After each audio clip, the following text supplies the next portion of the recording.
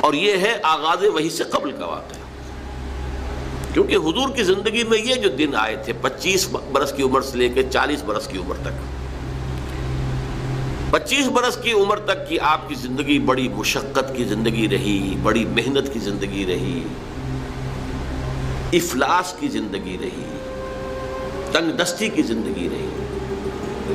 عین بچپن میں آپ بھیڑیں بکریاں چراتے رہے، علی قراغیت، چند ٹکوں کے عوض، یہ حضور کے اپنے الفاظ ہیں، میں چند ٹکوں کے معاوضے میں اب بھیڑیں بکریاں چراتا تھا۔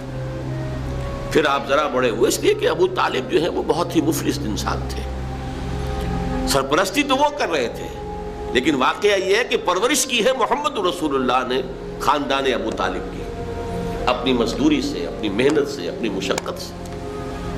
پھر آپ نے تجارت کرنی شروع کی ملازمت کی شکل میں، تو یہ سخت دن تھے۔ وَوَجَدَكَ عَائِلًا فَأَغْنَىٰ، پایا اللہ نے آپ کو کہ آپ تنگ دست ہیں، تو اللہ نے غنی کر دیا۔ غنی کس طور سے کیا؟ حضرت خدیجہ سے شادی ہوئی 25 برس کی عمر میں، جو عرب کی متمول ترین خاتون، ان کی اپنی فرمائش پر یہ شادی ہوئی، انتہائی محبت کرنے والی۔ تو واقعہ میں آپ کو سنا رہا تھا کہ اس زمانے میں یہ 25 برس سے لے کر اور 40 برس کی عمر شریف کے مابین کبھی یہ واقعہ پیش آیا ہے کہ حضور ایک دفعہ کہیں نکل گئے مکے سے باہر، مختلف وادیاں ہیں، پہاڑ ہیں، پہاڑوں کے مابین وادیاں ہیں۔ ایک وادی میں آپ نے دیکھا کوئی قبیلہ آ کر پڑاؤ ڈالے ہوئے ہے، انتہائی مفلوق الحال، بھوک کی وجہ سے جسم سوکھ کر کانٹے ہوئے ہیں، تن پر کپڑے نہیں ہیں۔ حالت دیکھ کر آپ آئے، انتہائی ملول اور غمگین ہو کر گھر میں آ کر چادر لے کر لیٹ گئے۔ اب پوچھا حضرت خدیجہ نے کیا ماجرا ہے، کیا معاملہ ہے؟ آپ نے فرمایا میں گیا تھا باہر فلاں وادی میں، میں نے یہ دیکھا فلاں گھاٹی میں ایک قبیلہ ہے، پڑاؤ ڈالے ہوئے ہیں اور یہ حال ہے۔ حضرت خدیجہ اور فرمانے لگے کہ میرے پاس دولت نہیں ہے کہ میں ان کے لیے مدد کر سکوں۔ ویڈیو شروع کرنے سے پہلے ایک گزارش ہے، اگر آپ ہمارے چینل پر نئے ہیں تو سبسکرائب ضرور کریں اور ڈاکٹر اسرار احمد رحمت اللہ علیہ کے لیے سورہ فاتحہ پڑھ کر کامنٹ میں آمین لکھنا نہ بھولیں۔ شکریہ۔ اتنا بڑا ڈھیر اشرفیوں کا حضرت خدیجہ نے لگا دیا کہ جب حضور آ کر بیٹھے ہیں تو اس کے پیچھے چھپ گئے، اور پھر کہا ان سرداران قریش سے مخاطب ہو کر، آپ سب لوگ گواہ ہیں میں نے یہ ساری دولت محمد کے حوالے کی صلی اللہ علیہ وسلم، وہ جیسے چاہیں اسے خرچ کریں۔ تو ایسی بیوی جس نے ساتھ دیا، میں اگر اس موضوع پر چونکہ میرے کچھ خاص احساسات ہیں اس میں وہ بیان کروں گا تو پھر بہت وقت نکل جائے گا کہ حضرت خدیجہ رضی اللہ تعالیٰ عنہ کا کیا مقام تھا جسے ہم میں سے اکثر نہیں جانتے۔ ہمارے ہاں تو جیسے ہے گرفتار ابو بکر و علی ہوشیار باش، یا ابو بکر کی فضیلت رضی اللہ تعالیٰ عنہ اہل سنت کے نزدیک یا اہل تشیع کے نزدیک حضرت علی کی فضیلت اسی میں ہے، گرفتار ہے، اسی میں جھگڑا ہے۔ اسی طرح عائشہ اور فاطمہ کا جھگڑا ہے۔ ایک گروہ ہے کہ جو حضرت عائشہ رضی اللہ تعالیٰ عنہ کو بہت بلند کرتا ہے، اونچا رکھتا ہے، دوسرا گروہ ہے جو حضرت فاطمہ رضی اللہ تعالیٰ عنہ۔ لیکن یہ کہ حضرت خدیجہ الکبریٰ کا ذکر نہیں ملتا، بہت کم ملتا۔ بلکہ میں نے جب ابھی شاید 2-3 سال ہوئے ہیں، جب میں گیا تھا ایران، اور وہاں کے اچھے مشاہدات میں سے تہران کے ایک یہ بھی تھا کہ انہوں نے خالص خواتین کی یونیورسٹی قائم کی ہے، اس کا نام رکھا جامعۃ الزہراء، حضرت فاطمہ رضی اللہ تعالی عنہ کے نام پر انہوں نے یونیورسٹی قائم کی۔ تو جب ایک ملاقات میں ان کا وہ ٹاپ کا سٹاف وغیرہ جمع تھا یونیورسٹی کا، میں نے کہا کاش آپ نے اس کا نام جامعۃ الخدیجۃ الکبریٰ رکھا ہوتا تو چونکے۔ میں نے کہا دیکھیے یہ سنیوں اور شیعوں کے مابین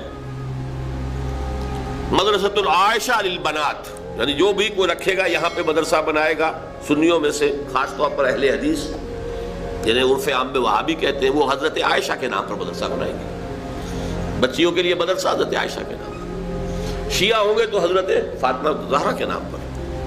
لیکن حضرت فاطمہ کی والدہ حضرت خدیجہ جو صدیقۃ الکبریٰ ہیں، ان کے نام کے ساتھ کبریٰ اس لیے جمع ہوا ہے، صدیق اکبر، الصدیق الاکبر ہیں حضرت ابو بکر رضی اللہ تعالیٰ عنہ، الصدیقۃ الکبریٰ، جیسے حضرت مریم کے بارے میں آتا ہے قرآن میں کان امہ صدیقہ، تو اس امت کی الصدیقۃ الکبریٰ حضرت خدیجہ رضی اللہ تعالیٰ عنہ۔ اور ایک بات راز کی ہے جو میں کہہ رہا ہوں، عام طور پر عام خطابات میں یہ باتیں نہیں کہی جاتی. مجھے تو محسوس ایسا ہوتا ہے کہ اللہ تعالیٰ نے حضرت خدیجہ کی ذات میں حضور کو صرف بیوی کی وفاداری اور وفا شعاری اور محبت نہیں دی ہے، والدہ کی شفقت بھی دی ہے. حضور محروم ہوئے بہت ارلی عمر میں، والد کو تو دیکھا ہی نہیں، والدہ کی شفقت سے بھی بہت جلد محروم ہوئے. عمر کا فرق اتنا تھا، 25 اور 40، اندازہ کیجئے. اور آپ کو معلوم ہے میری نانی میرے بڑے ماموں سے 13 برس بڑی تھی. 13 برس میں ان کی ولادت ہو گئی تھی، اور عرب کا معاملہ تو اور گرم ماحول کا تھا. تو کیا 15 برس کی عمر میں حضرت خدیجہ کی اولاد نہیں ہو سکتی تھی؟ اگر وہ ہوتی تو کیا وہ حضرت عمر حضور کی ہم عمر نہ ہوتی؟ اس حوالے سے دیکھیے. چنانچہ ایک واقعہ میں آپ کو اور سنا دوں. ایک مرتبہ حضور صلی اللہ علیہ وسلم اسی طرح جو بھی نیا تجربہ تھا عالم ملکیت اور عالم بشریت کے درمیان اتصال کا، اور جس کی وجہ سے ایک خوف کی سی کیفیت، ایک تشویش کا سا انداز. تو حضرت خدیجہ نے ایک مرتبہ یہ کہا کہ اچھا اب جب وہ آئے وہ فرشتہ ہے یا کیا ہے، وہ بدروح ہے یا کوئی واقعتاً فرشتہ ہے، جب بھی وہ آپ کو نظر آئے تو مجھے بتائیے گا.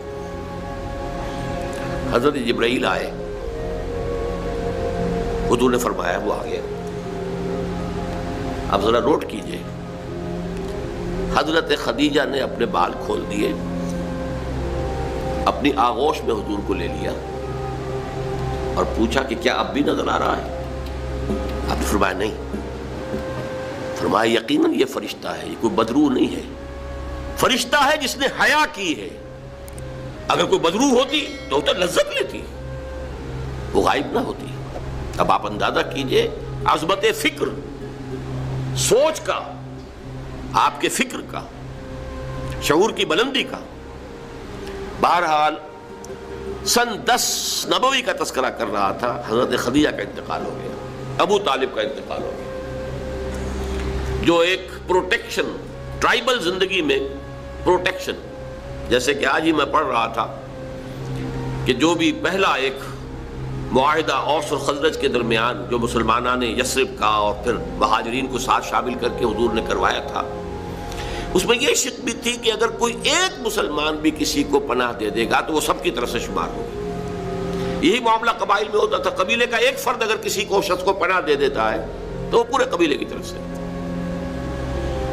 اس حوالے سے خاندان بنو ہاشم کی سرداری تھی ابو طالب کے پاس، اور وہ پروٹیکشن دے رہے تھے محمد عربی صلی اللہ علیہ وسلم. اگرچہ ایمان نہیں لائے لیکن وہ ایک طبی محبت تھی، اور اس طبی محبت کی بنیاد پر انہوں نے خاندان بنو ہاشم کا سایہ کیا ہوا تھا حضور پر صلی اللہ علیہ وسلم. اب ظاہر بات ہے کہ اگر بقیہ دوسرے قبیلے جو تھے اس کے سردار وہ اگر کوئی اقدام کرتے حضور کے خلاف تو یہ گویا کہ بنو ہاشم کے خلاف اعلان جنگ ہو جاتا اور ان فائٹنگ شروع ہو جاتی، خانہ جنگی، سول وار مکے میں شروع ہو جاتی.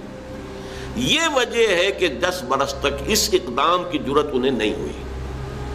سفارتیں لاتے رہے، ابو طالب کے پاس سفارتیں آئیں، کبھی لالچ پیش کیا، آپ ان سے کہیے اگر انہیں دولت چاہیے تو سیم و زر کے ہم انبار لگا دیں ان کے قدموں تلے، انہیں کوئی سیادت چاہیے تو ہم انہیں اپنا بادشاہ ماننے کو تیار ہیں، اگرچہ ہمارا کوئی مزاج نہیں ہے کسی بادشاہ کو ماننے کا، ان کو مان لیں گے. اور اگر کہیں شادی کرنا چاہیں تو اشارہ کر دیں، قریش کے جس بڑے سے بڑے گھرانے میں کہیں گے آپ ان کی شادی کر دیں.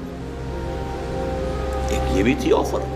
جب حضور نے فرمایا تھا کہ چچا جان چاہے یہ میرے داہنے ہاتھ پر سورج اور بائیں پر چاند رکھ دیں تب بھی میں اپنے اس دعوت سے باز نہیں آ سکتا. ان کا مطالبہ یہی تھا کہ یہ دعوت ختم کر دیں، ہمارے معبودوں کو برا نہ کہیں.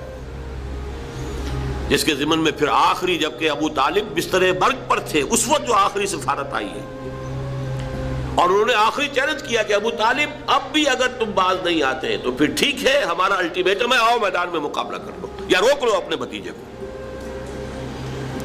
اس پر جب ابو طالب نے بلایا ہے اور حضور سے کہا ہے کہ بھتیجے مجھ پر اتنا بوجھ نہ ڈالو جو میں برداشت نہ کر سکوں. ظاہر بات ہے اکیلا خاندان بنی ہاشم، پورے قبیلہ قریش کا مقابلہ، پھر خود جو ہے نہایت ضعیف بوڑھے اور بستر ملک پر ہیں تقریباً. بھتیجے مجھ پر اتنا بوجھ نہ ڈالو جسے میں برداشت نہ کر سکوں. اس پر حضور کی آنکھوں میں آنسو آئے کہ ایک ہی مرئی سہارا دنیا میں ویزیبل اسباب عالم کے اعتبار سے ایک پروٹیکشن، ایک سہارا، ایک مدد کی شکل تھی، آج وہ بھی چاہ رہی ہے، ختم ہو گئی. کہا آپ نے یہ کہ چچا جان اب تو یا تو یہ بات پوری ہو کر رہے گی اور یا میں اپنے آپ کو اسی میں ہلاک کر دوں گا. میرے لیے کوئی ریٹریٹ کا کوئی امکان نہیں ہے، کوئی واپسی کا کوئی امکان نہیں ہے، پسپائی کا کوئی امکان نہیں. بہرحال میں نے یہ سارا پس منظر بتایا ہے عام الحزن، اور یہ ابو طالب کا بھی انتقال ہو گیا، وہ پروٹیکشن ختم ہو گئی. بلکہ اب بنو ہاشم کا سردار ابو لہب ہے جو خود دشمن ہے انتہائی، یوں سمجھیے کہ زہریلا دشمن، جس نے اس وقت کہہ دیا تھا تبا لک لہذا جمعتنا.